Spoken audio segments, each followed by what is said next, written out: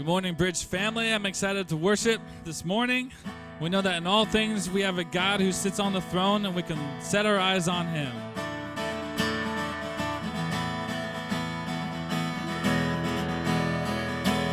Oh, we look to the sun, set our eyes on the Savior, see the image of love, sing his praises forever.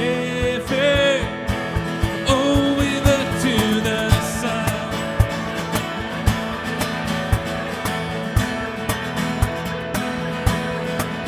The salvation tearing through the dead of night. See the kingdom burst in the color at the speed of light. Freedom shaking up the atmosphere as the shadows fade into nothing as the day appears. Beyond the skies above, love reaching out for us, the everlasting one, Jesus our God. Oh, we look to the sun, set our eyes on the Savior, see the image of love, sing his praises forever. Oh, we look to the sun.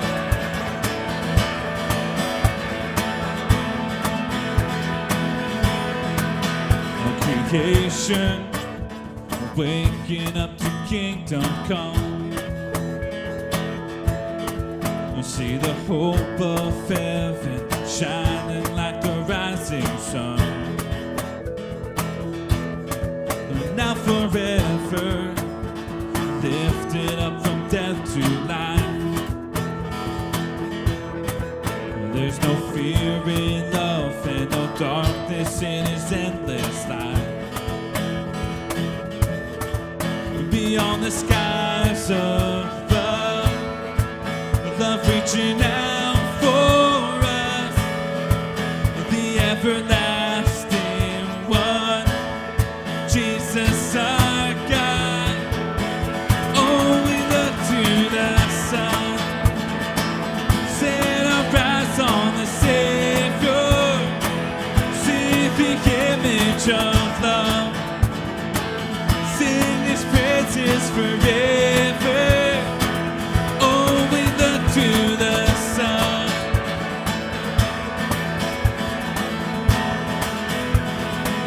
Oh, we look to the sun.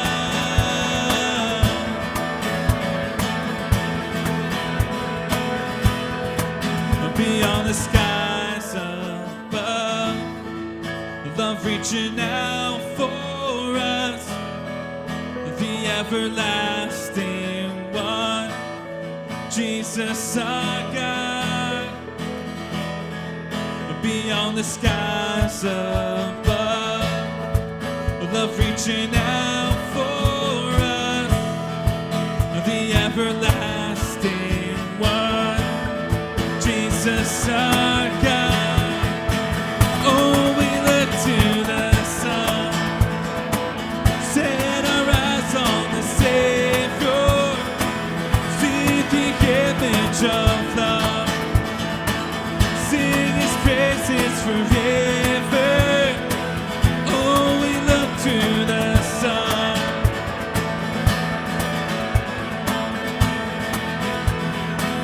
Oh, we look to the sun.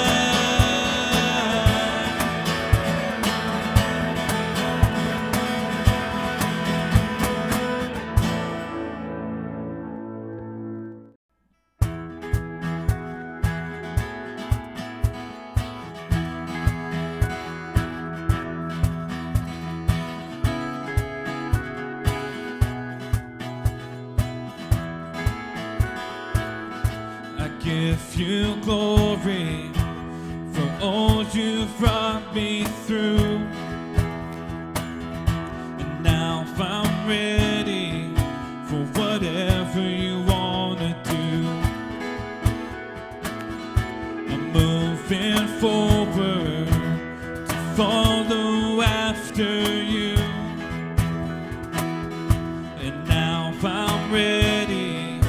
for whatever you want to do. Your presence is an open door. We want you, Lord, like never before.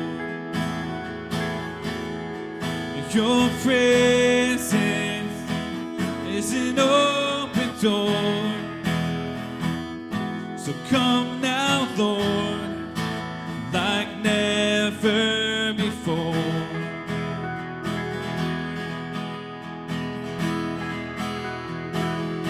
In every season, your grace has been enough, and I'm believing the best is yet to come. The cross before me, my hope on things above, and in you, Jesus, the best is yet to come. Your presence is an open door. We want you, Lord, like never before. Your presence is an open door. So come now, Lord, like never before.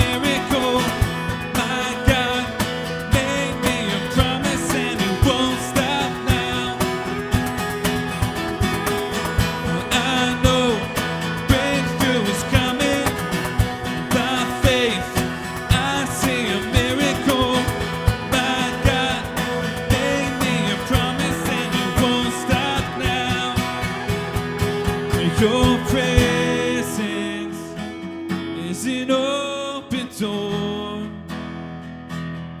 We want you, Lord, like never before.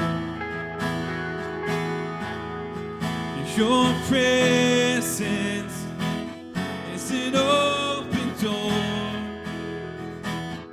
So come now, Lord, like never before.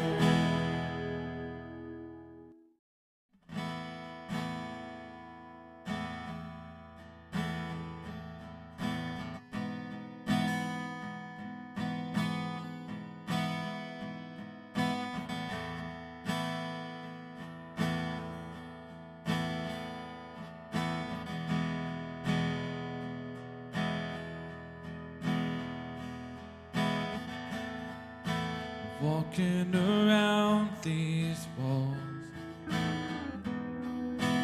I thought by now they'd fall, but you have never failed me yet.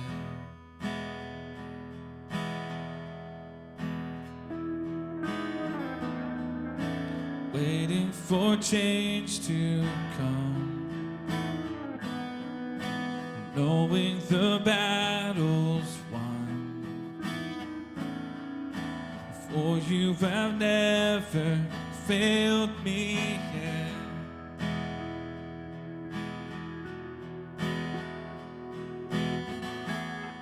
Your promise still stands. Great is your faithfulness, faithfulness. I'm still in your hands. This is my confidence. You've never failed me yet.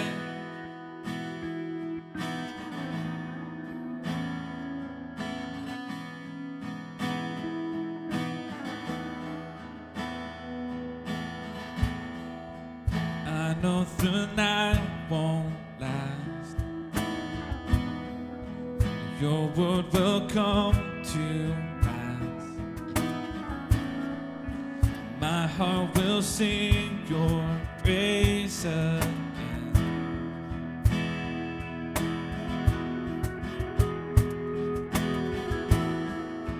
Jesus, you're still enough.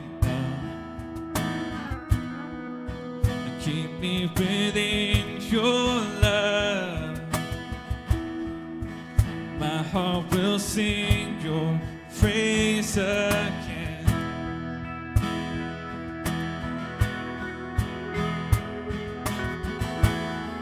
Your promise still stands.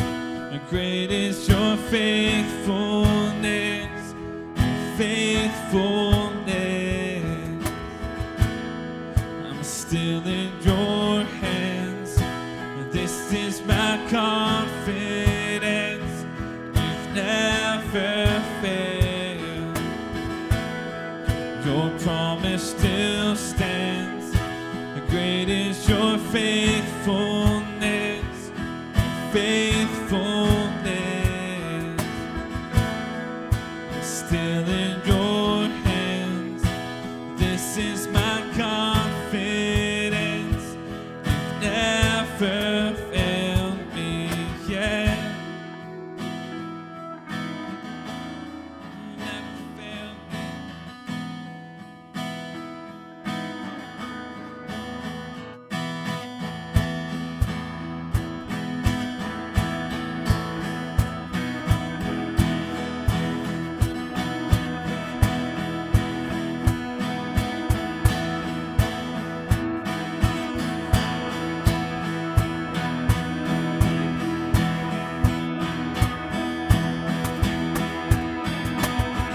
I've seen you move. You move the mountains, and I believe I'll see you do it again. You made a way where there was no way, and I believe I'll see you do it again. I've seen you move. You move the mountains, and I believe I'll see you do it again. You made a way where there was no way, and I believe I'll see you do it again. I'll see you do it again. I'll see you do it again. I'll see you do it again.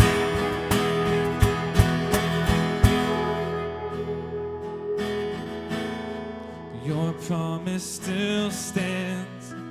Great is your faithfulness, faithfulness. I'm still in your hands. This is my confidence. You've never. Let's sing that one last time together. Your promise still stands. Great is your faithfulness, faithfulness.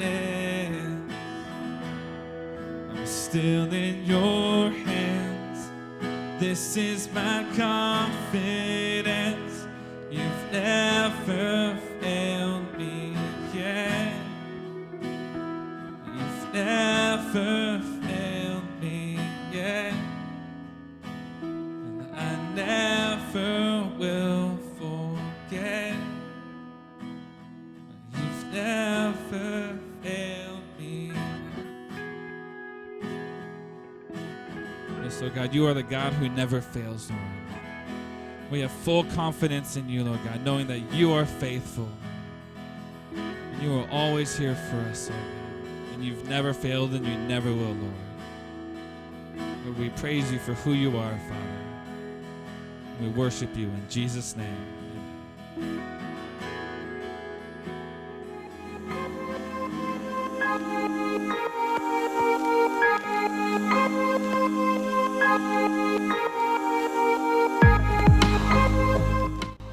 Man, what a wonderful time of worship. Before Pastor Teresa brings the word today, family, I want to bring you up to speed on a couple important and really exciting announcements. One is I want to let you know that this week our Zoom groups are relaunching for the fall.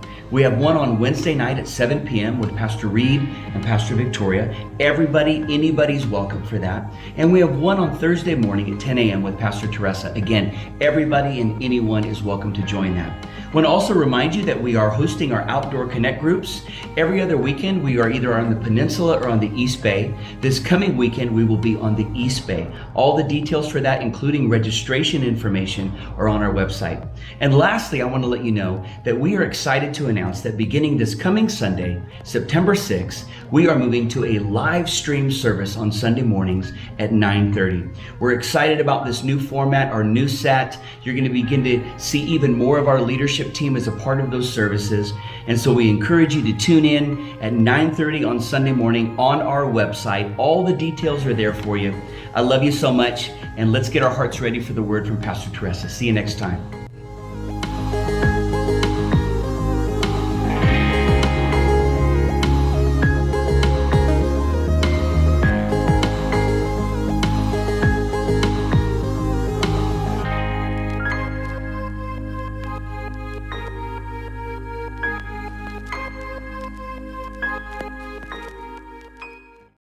Happy Sunday. Today we are closing our current series, God of Hope. This series has been such a great reminder that the foundation, the anchor of our life, is a God who is so trustworthy that no matter what we are going through, we can place our hope in God. There are so many testimonies in the Bible of people who believed our God of hope. I use the word testimony rather than story because a testimony asks, God, will you do it again?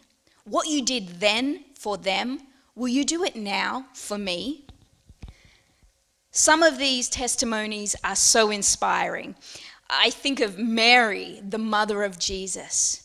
When she was just a young woman, she is told she will become pregnant with the Messiah. And almost without hesitation, she declares, I am the Lord's servant. May your word to me be fulfilled. What incredible faith and absolute trust Mary demonstrated. One word from the angel, and she was in 100% wholehearted. Have you ever wondered how you would have responded if you were placed in the position of some of the people we read about in the Bible? I hope that my response would have been like Mary's if that was me. Today's story, or rather testimony, is not quite like Mary's. And while I hate to say it, I wonder if I would be a little bit more like the hero of today's message, a bloke by the name of Gideon. Gideon's story can be found in the book of Judges, and it took place approximately 1,000 years before the birth of Christ. At this time, the Israelites have finally finished their wanderings in the wilderness and have entered into the promised land of Canaan. Moses has died quite some time ago, and Joshua, after leading the people into Canaan and helping them conquer the land, has also passed away. It's a really chaotic time in Israel's history, although it would seem with Israel there's always a bit of chaos. It's a time before the monarchy has been established, before King Saul, David, and Solomon. And Israel is trapped once again in a cycle of doing evil in the sight of the Lord. We read the repeated statement throughout the book of Judges. In those days, Israel had no king. All the people did whatever seemed right in their own eyes. And inevitably, the people ended up worshipping foreign gods. They broke their covenant with the one true God. As a result, the Lord allowed them to be oppressed by various people groups. Eventually, the Israelites would remember who they belonged to, and they would cry out to the Lord. And God, who is so faithful, would raise up a judge anointed with his spirit to bring deliverance. Until they forgot, and the cycle would repeat for the next 21 chapters. It's into this situation we find our hero Gideon. Let's read his story, which begins in Judges chapter 6. The Israelites did evil in the eyes of the Lord.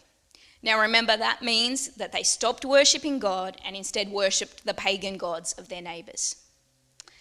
And for 7 years, God gave them into the hands of the Midianites. Because the power of Midian was so oppressive, the Israelites prepared shelters for themselves in mountain clefts, caves, and strongholds. Whenever the Israelites planted their crops, the Midianites, Amalekites, and other eastern people invaded the country. They camped on the land and ruined the crops all the way to Gaza, and did not spare a living thing for Israel, neither sheep, nor cattle, nor donkeys. They came up with their livestock and their tents like swarms of locusts. It was impossible to count them or their camels. They invaded the land to ravage it.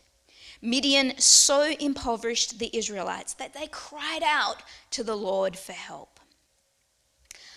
Okay, things are looking pretty hopeless here. But the Israelites, they remember they are the people of God and they belong to him. They have a promise, a covenant with him. And so finally, they turn to him for help. Let's read on, verse 7.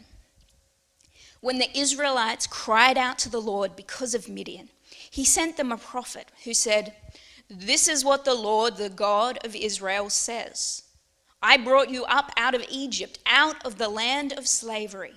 I rescued you from the hand of the Egyptians, and I delivered you from the hand of all your oppressors. I drove them out before you and gave you their land. I said to you, I am the Lord your God. Do not worship the gods of the Amorites in whose land you live, but you have not listened to me."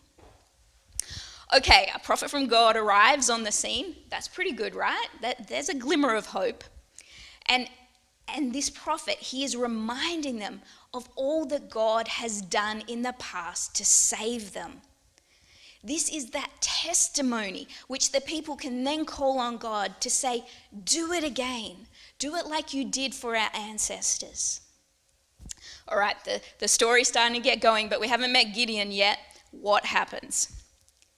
The angel of the Lord came and sat down under the oak in Ophrah that belonged to Joash the Abiezrite, where his son Gideon was threshing wheat in a winepress to keep it from the Midianites.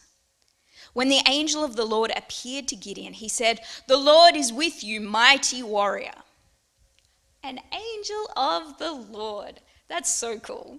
Like, can you imagine you're just doing your chores and an angel just appears, sits under the tree? Awesome.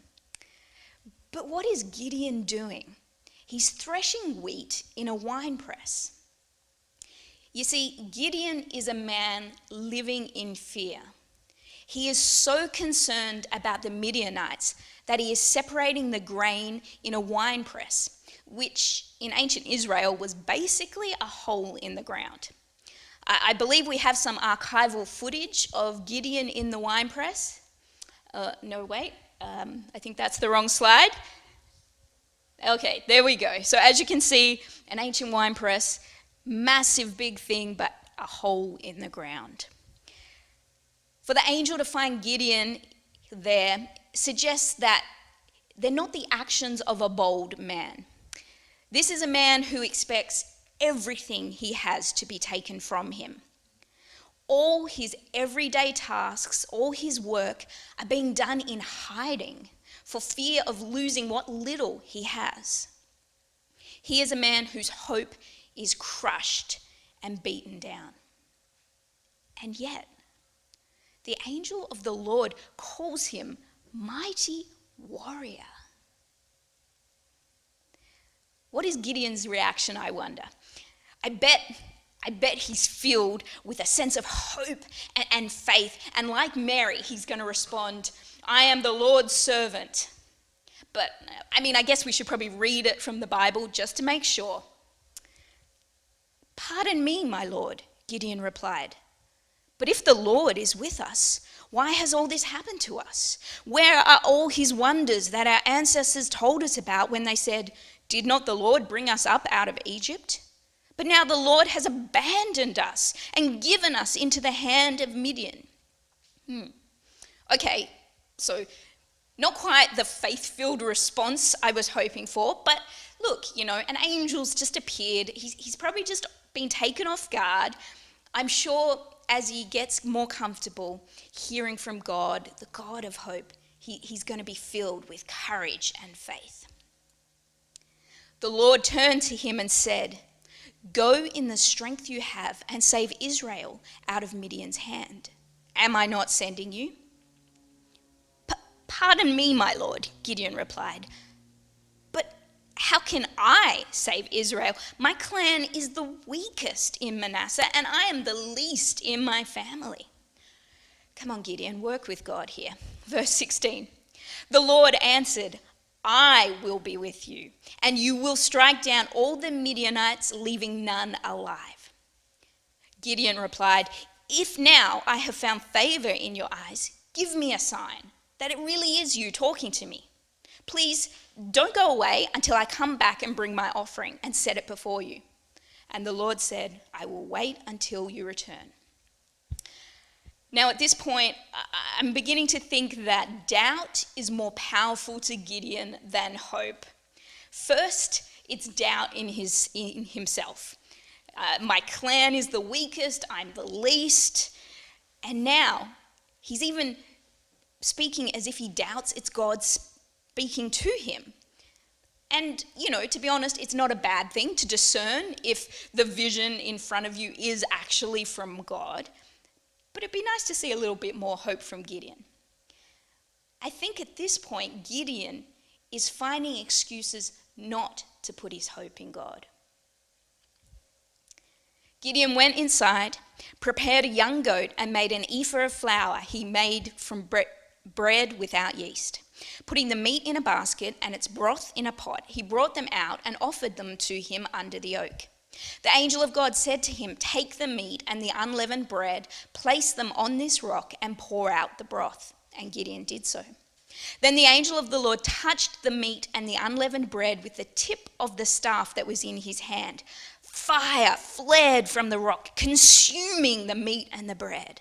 And the angel of the Lord disappeared. When Gideon realized it was an angel of the Lord, he exclaimed, alas, sovereign Lord, I have seen the angel of the Lord face to face. But the Lord said to him, peace, do not be afraid. You are not going to die. Wow. So at last, Gideon has accepted that it really is an angel that he saw and that God is talking to him. But now his doubts have migrated into fear. I thought this sermon series was meant to be about hope. Come on, Gideon, I'm trying to make a point here. Work with me. That same night, the Lord said to him, take the second bull from your father's herd, the one 7 years old, tear down your father's altar to Baal and cut down the Asherah pole beside it. Remember, these things were set up to worship the false pagan gods, which were an abomination to the Lord. Then build a proper kind of altar to the Lord your God on the top of this height, using the wood of the Asherah pole that you cut down. Offer the second bull as a burnt offering." So Gideon took 10 of his servants and did as the Lord told him. But because he was afraid of his family and the townspeople, he did it at night rather than in the daytime. Oh, Gideon, you bold man of courage, you. Now it seems he's afraid of his own people, even though he's seen and heard directly from God himself. And remember, his family was also meant to be worshipping God. So he wasn't really being radical in the things that he was doing here. Will Gideon continue to allow fear of people to be greater than his faith in God? Let's take up the story in verse 36. Gideon said to God, "If you will save Israel by my hand as you have promised, look, I will place a wool fleece on the threshing floor. If there is dew only on the fleece and all the ground is dry, then I will know that you will save Israel by my hand, as you said." And that is what happened. Gideon rose early the next day. He squeezed the fleece and wrung out the dew, a bowl full of water. Okay, I get it. Gideon just needs a little more coaxing.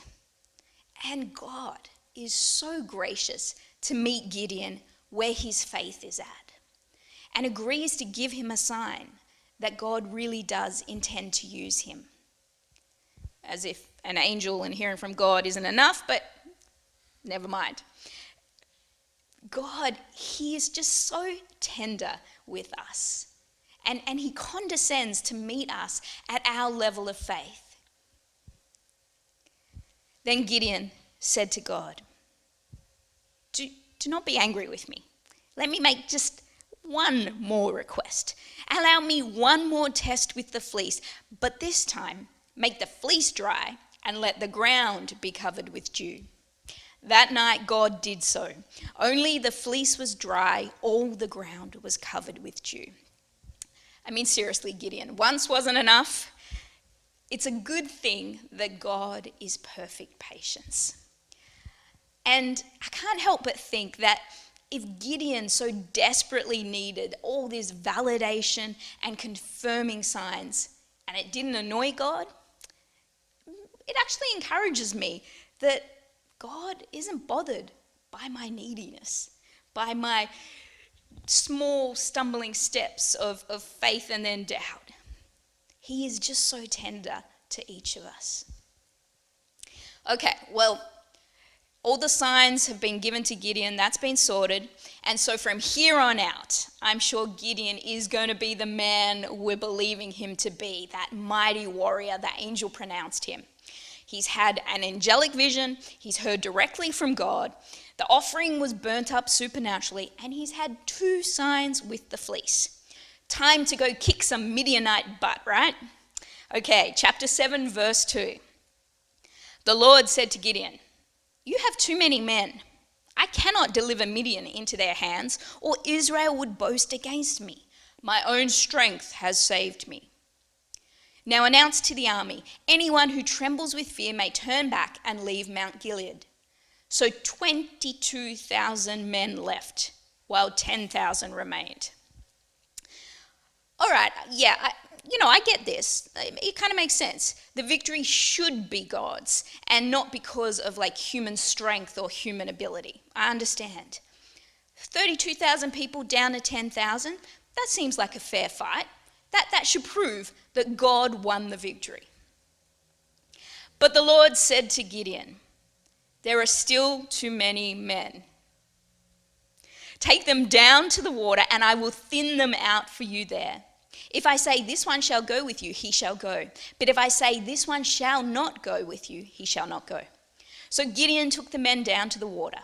There the Lord told him, "Separate those who lap the water with their tongues as a dog laps from those who kneel down to drink." 300 of them drank from cupped hands, lapping like dogs, and the rest got down on their knees to drink. The Lord said to Gideon, "With the 300 men that lapped, I will save you and give the Midianites into your hands. Let all the others go home." So Gideon sent the rest of the Israelites home, but kept the 300 who took over the provision and trumpets of the others. From 32,000 strong to 300. You really have to believe in a God of hope to go into battle with those odds against you. Now the camp of Midian lay below him in the valley.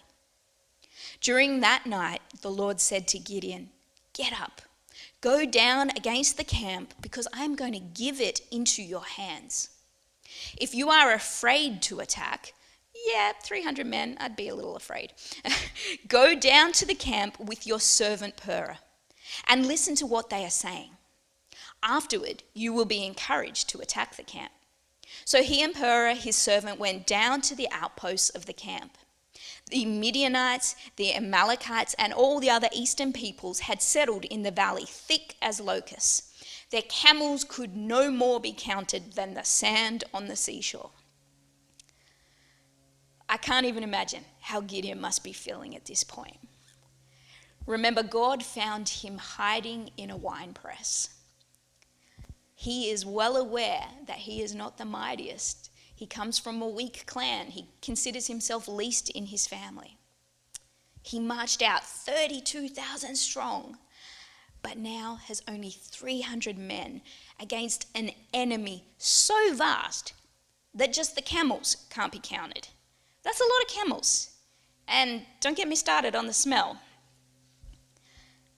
Facing such an incredible number, it actually makes me wonder if this is why Gideon needed so many signs. So much proof God was with him and for him.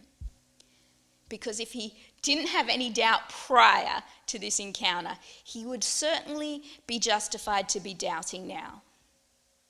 How do you trust in a God of hope when the odds seem stacked against you? Gideon arrived just as a man was telling a friend his dream. "I had a dream," he was saying. "A round loaf of barley bread came tumbling into the Midianite camp. It struck the tent with such force that the tent overturned and collapsed." His friend responded, "This can be nothing other than the sword of Gideon, son of Joash, the Israelite. God has given the Midianites and the whole camp into his hands." When Gideon heard the dream and its interpretation, he bowed down and worshipped. He returned to the camp of Israel and called out, "Get up! The Lord has given the Midianite camp into your hands." Dividing the 300 men into 3 companies, he placed trumpets and empty jars in the hands of all of them, with torches inside. "Watch me," he told them. "Follow my lead. When I get to the edge of the camp, do exactly as I do. When I and all who are with me blow our trumpets, then from all around the camp blow yours and shout for the Lord and for Gideon." Gideon and the 100 men with him reached the edge of the camp at the beginning of the middle watch, just after they had changed the guard. They blew their trumpets and broke the jars that were in their hands. The 3 companies blew the trumpets and smashed the jars. Grasping the torches in their left hands and holding in their right hands the trumpets they were to blow, they shouted, "A sword for the Lord and for Gideon!"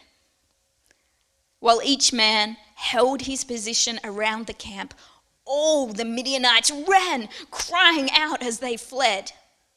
When the 300 trumpets sounded, the Lord caused the men throughout the camp to turn on each other with their swords. Wow, what a turnaround.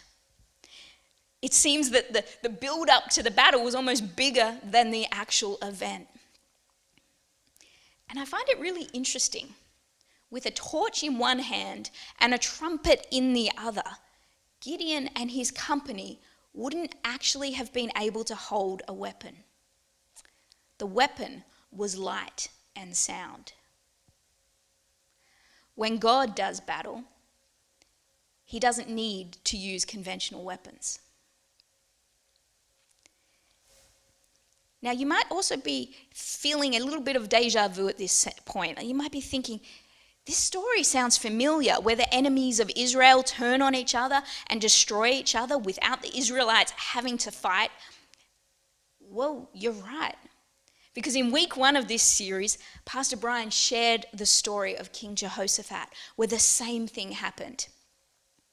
And the Israelites were encouraged with this verse from 2 Chronicles chapter 20, verse 15. Do not be afraid or discouraged because of this vast army, for the battle is not yours, but God's. I can't think of a better verse to bookend this series than this. The battle is not yours, it's God's. You may have heard, there's a really cliched old breakup line. I don't even know if people say it anymore, but it goes, it's not you, it's me. And hopefully you've never had the indignity of someone saying that to you. Well, today I want to redeem this phrase from a breakup line to a breakthrough promise. You see, God, our God of hope, is saying to each of us, it's not you, it's me. The battle is not yours, it's mine.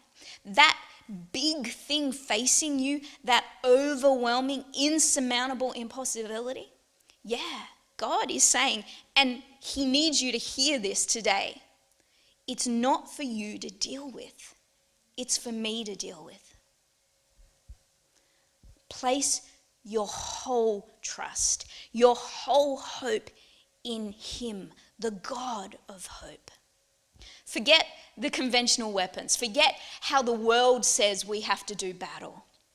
And be ready to obey, no matter how strange and maybe even illogical the command. Worship may be the weapon that saves you. I don't know whether you're wired to just need one small word from God and you can step forward in faith and trust Mary, or whether you're a little more like Gideon and you need sign after sign, encouragement after encouragement.